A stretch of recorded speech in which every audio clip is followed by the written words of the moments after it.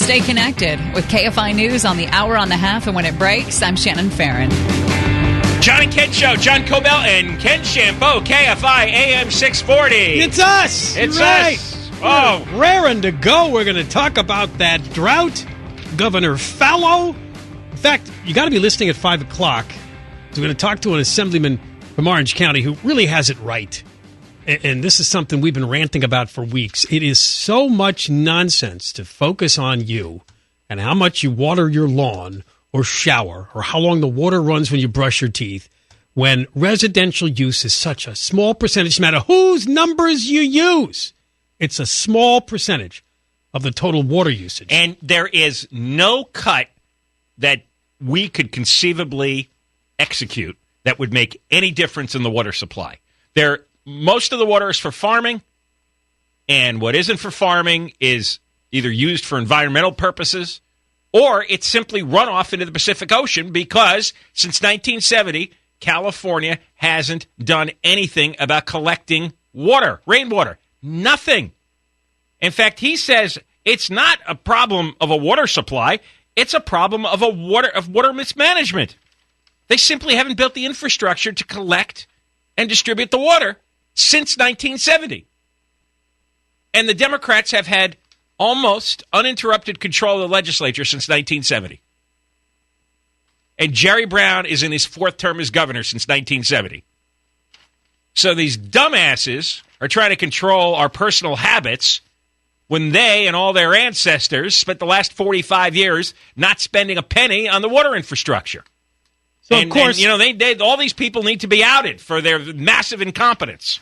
Making headlines today is the Metropolitan Water District of Southern California. They're like the middleman. They go and buy the water, and then they sell it to your local water company. If you're a listener here in Southern California, your water company is probably connected to the Metropolitan Water District. And their big news today is that they have approved a 15% cut to the cities, what they call the regional deliveries.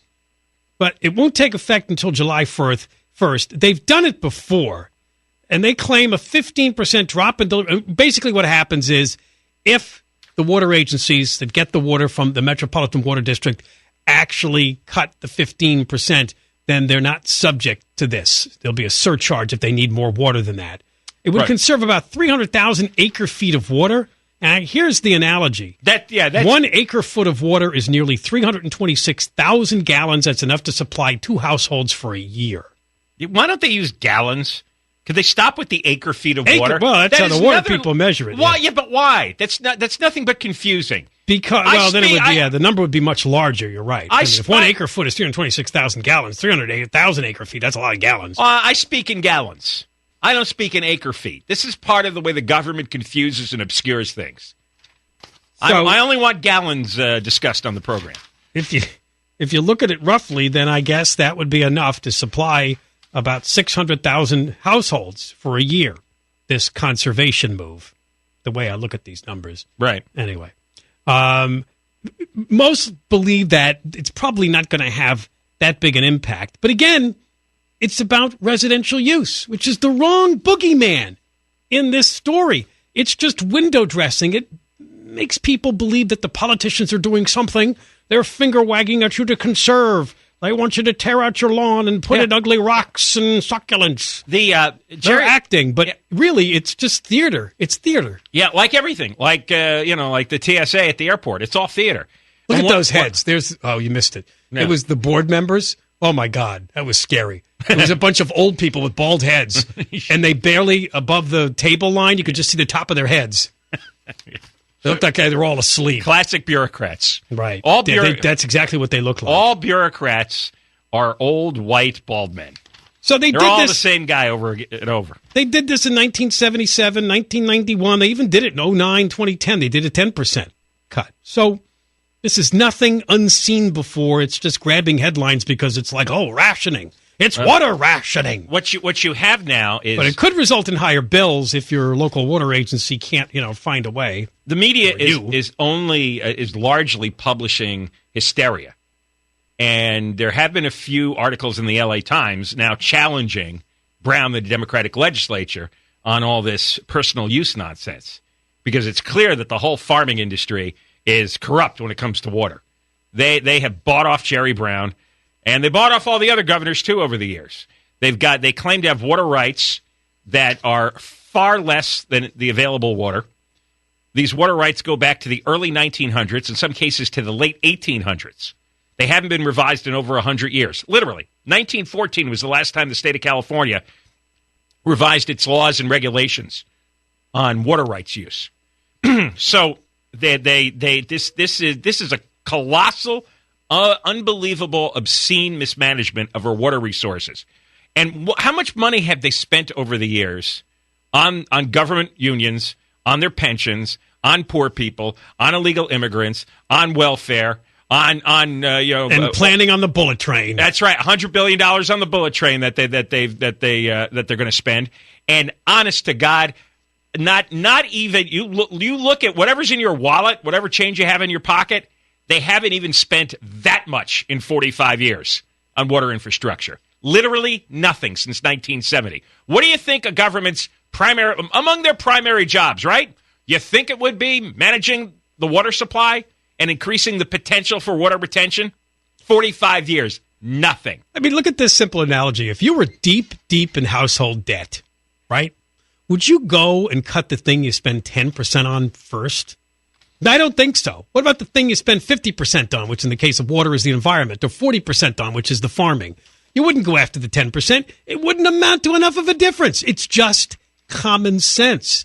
And it is interesting, you're right, John, to note that the LA Times is actually challenging the powers that be, Jerry Brown and some of the Sacramento Democrats on this, because it is BS. Well, it's total BS. It's total nonsense. And every writer and every reporter and every headline writer and editor who doesn't hone in on the massive corruption between the agriculture industry and government, or some of the idiotic environmental uses, then you should get out of the journalism business, because you're lying, you're misleading, you're omitting, you are worthless. You are worthless as a journalist, worthless as a news agency, if all you're doing is scolding about watering the lawn, running the faucet when you brush your teeth, limiting your showers to 5 minutes. If you spend any time on that, and you're spending no time on the corruption in the agriculture industry, they literally have bribed the politicians for 45 years not to touch their water rights. 45 years of just out-and-out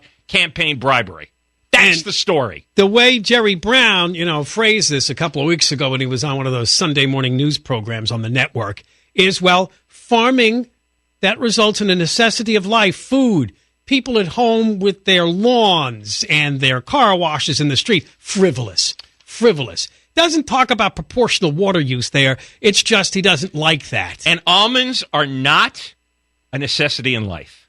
No, just generic food. But but 10% of the overall water supply goes to almonds. That's BS. Okay, that is a massive handout to an unnecessary optional industry here in California.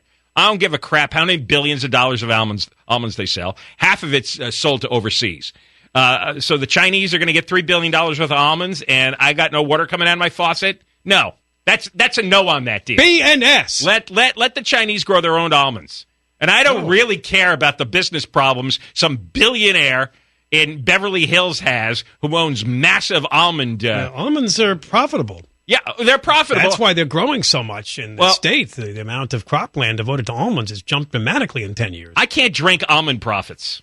You ever have almond milk? People, it's all this weirdo stuff.